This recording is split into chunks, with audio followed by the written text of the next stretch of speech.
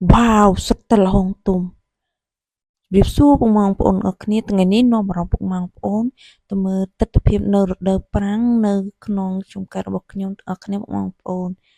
ចូលមកដល់នេះមកមើលអង្គមកមើលអីពួកអង្គអត់មានគម្រប់អីទេមានតែយកសង្កសីគ្របខ្ញុំពុកម៉ែបងប្អូនហើយទឹកក៏ចិត្តអស់ដែរដោយសារតែរដូវប្រាំងអត់មានភ្លៀងមានអី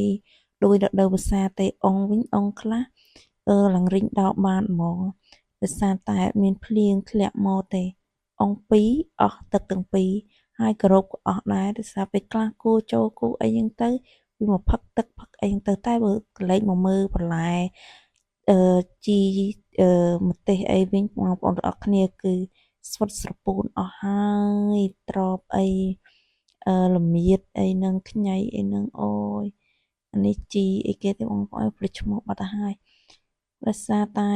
វាស្ងួតពេលបងប្អូនក្តៅខ្លាំងហ្មងនៅរដូវខែប្រាំងនេះ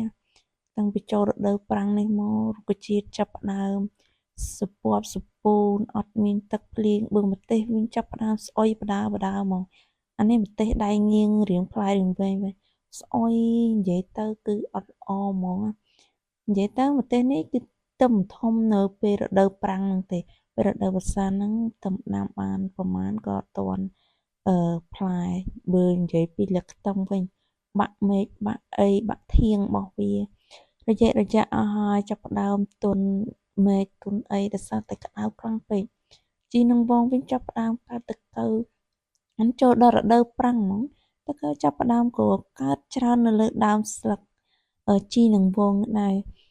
អត់ដឹងមិនអត់ចូលរដូវប្រាំងវាពិបាកហ្មងបើគេមានទឹកមានអីស្រូវគ្រប់គ្រាន់ទៅអីទេដោយសារតែយើងនៅបានតែមួយរយៈរដូវប្រាំងមិននៅណា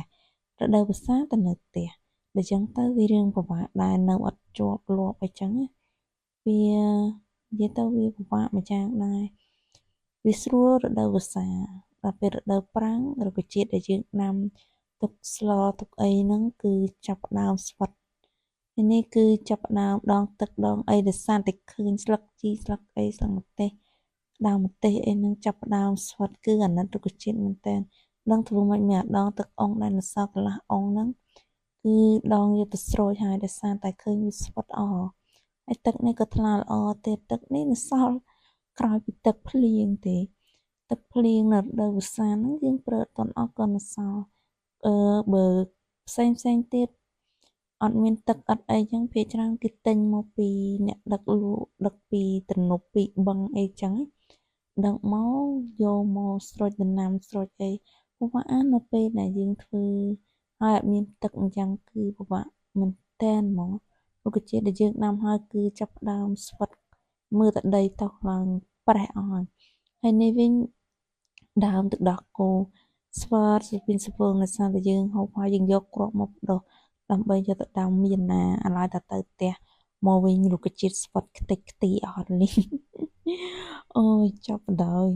នោះដើមម្ទេសវិញចាប់ដើមមានតកៅមានអីស៊ីនឹងធ្វើមកទេតាមយថាកម្មទៅបានក៏ហើយពួកអីអានេះយើងដាំមិនមែនលក់មិនដូរអីដាំគ្រាន់តែជាយកទៅស្លកុំឲ្យពិបាកយកទិញគេដូចស្លឹកខ្ទឹមស្លឹកអីនេះយើងដាំហើយយើងត្រូវការស្លយើងបេះស្លទៅព្រោះអីដីរៀងទលាយអីដែរយើងគ្រាន់ដាំដាក់តាលិមួកសត្វទៅជីកំប៉ុស្តនិយាយទៅស្រួលហ្មងនៅស្រុកស្រែដីមានជីវជាតិមកថាមានទឹកវិញអូដាក់កើតដាក់កើមិនចេះថាវាល្អតែដល់ចូលរដូវប្រាំងមកចាប់ដើមដីប្រេះកាហែងតិចហើយរុក្ខជាតិសពសពូនបើថានៅភ្នំនៅអីវិញចាប់ផ្ដើមស្លឹកឈើចាប់ផ្ដើមជ្រុះផ្ដើហ្នឹងនៅភ្នំព្រោះអី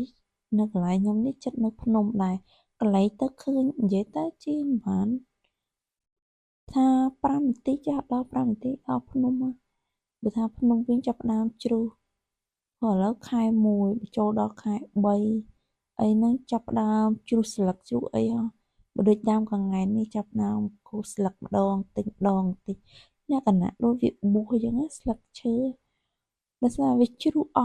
ស់ពីដើមហ្មងពេលខ្លះរុក្ខជាតិខ្លះអាចទ្រាំទ្រនឹងកម្ដៅព្រះអាទិត្យបាននៅរដូវប្រាំងគឺ គឺចូលដល់រដូវវស្សាវិញគឺងាប់ទាំងដើមហ្មងនិយាយទៅដើមខ្លះគឺងាប់ហ្មងអត់មានលាស់ស្លឹកចាញ់វិញតែបើរុក្ខជាតិមួយចំនួនដើមរៀងធំគឺអាចទ្រាំទ្រនឹងកម្លាំងព្រះអាទិត្យនឹងបានគឺពេលចូលរដូវវស្សាមកមេឃរៀងត្រជាក់ហើយចាប់ផ្ដើមលាស់ស្លឹកដុះប្រឡូកត្រួយចេញមកវិញបើរុក្ខជាតិខ្លះអត់ទេគ្នាទ្រាំទ្រមិនបានណាមួយមានតកៅមានអីចោះដើមចោះអីហ្នឹងពីរដូវវស្សាហ្នឹងក៏ចាប់ផ្ដើមងាប់ជាបន្តអញ្ចឹងទៅហើយមួយឆ្នាំដើមឈើងាប់ហើយរស់ហើយងាប់អញ្ចឹងណាអរគ្នាតែនេះរុក្ខជាតិនេះមិនមែនជានៅតំបន់ភ្នំទេគ្រាន់តែឆ្ងាយពីភ្នំវានៅរៀងឆ្ងាយដែរអានេះរុក្ខជាតិនេះគឺសិតតែដាំទេដូចដើមនេះអីហ្នឹងក៏ដាំដែរដើមល្ហុងដើមអីហ្នឹងដើមល្ហុងវារស់បានតិចតួចទេមួយឆ្នាំពីរឆ្នាំអីហ្នឹងវាងាប់ចាប់ដើមងាប់ទៅវិញតែល្ហុងខ្លះបានយូរដែររហូតដល់3ឆ្នាំ4ឆ្នាំបើនៅជាការខ្ញុំមិនដែរកាប់ចោលទេសុខចិត្តទុកឲ្យសត្វស៊ីសត្វព្រៃឲ្យជាសត្វសៃសត្វអីហ្នឹងវាចិត្តស៊ីណាចង់ស៊ីល្ហុងហើយពេលយើងមកដល់ជាការហើយឃើញវាជាពណ៌វាតងច្រើនមានអារម្មណ៍ថាត្រជាក់ភ្នែកណាអត់ដូចពេលយើងទៅលេងទីក្រុងទេមកស្រុកស្រែគឺត្រជាក់ភ្នែកល្ហឹមតែមិនបាច់មើលរដូវរដូវប្រាំងវិញគឺហួតហែងមែនតើគឺអត់ចង់មកផ្ទះទេដោយសារតែវាស្ងួតខ្លាំងពេកអាណត្តិរុក្ខជាតិវាអត់មានទឹកមានអីតែធ្វើបាច់បើវត្តជីវិតវាអញ្ចឹងហើយវាត្រូវការមានទឹកមានអីចឹងណាអ្នកនេះបើមកវីដេអូរបស់ខ្ញុំទៅ